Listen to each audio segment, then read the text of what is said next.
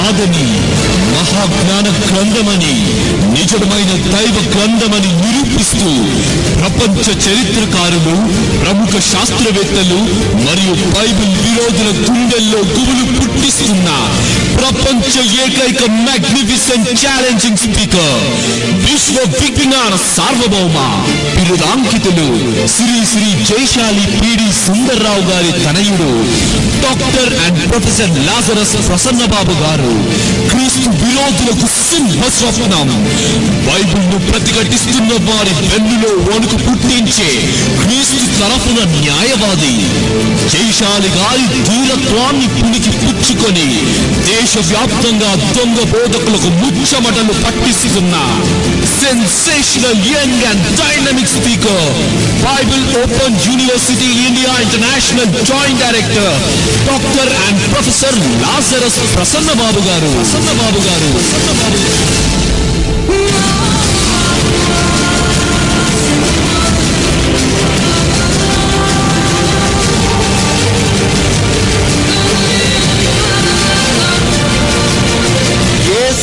దేవుని కుమారుడైన క్రీస్తు, యేసు గొప్పవాడని నిరూపించడానికి 66 పుస్తకాలైన ఈ కత్తి చాలు. బైబిల్లో తప్ప ఏ గ్రంథంలో యేసుక్రీస్తు లేడు.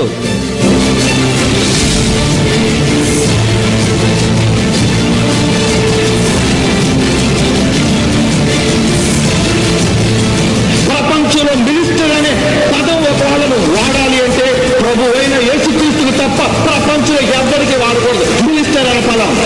He is the one and only real minister in the world.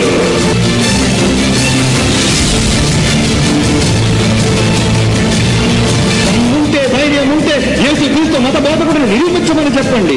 యేసు చెప్పింది మతం కాదు, మార్గం.